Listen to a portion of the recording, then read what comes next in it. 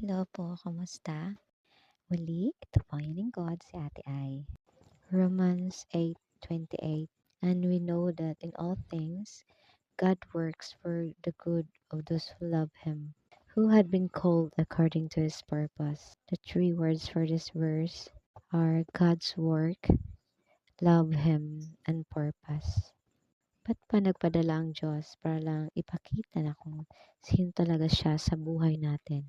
Bakit kailangan pang may magsikripisyo para lang tayo ma-save? Before, when God wants to cleanse the earth, ay talagang alisin lahat gaya ng nangyari sa Noah's Ark.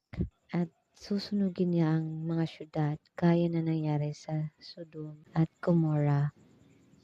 God's works always for our own good, but because of our disobedience, we forgot what God did to us and follow our own will. From the beginning, He always prepares and knows what's the best for us, like preparing this planet for us to live. Para ding tayo, sometimes we forget our own happiness and prioritize others. But yun nga ay inaabuso ka na. Sinasagad ka ng iyong kabutihan. What will be your reaction bilang tao? Ang Panginoon ay nagagalit din gaya ng ginawa niya sa panahon ni Noah at sa mga syudad. Because of His greatest love, ay ayaw niyang gawin yon. Kaya nagpadala siya ng mismong anak niya para gabayan tayo sa ating journey.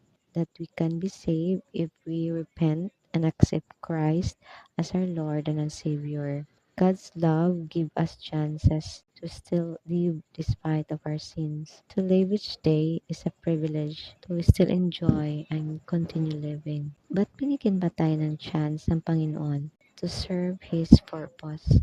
And us will be His messenger. And your test will be your testimony on how God moved you. That only in Christ our life will be filled with love and greatness. The path may not be easy, but your life will be more meaningful and purpose-filled journey. And for that, may God be praised. Amen. God bless po.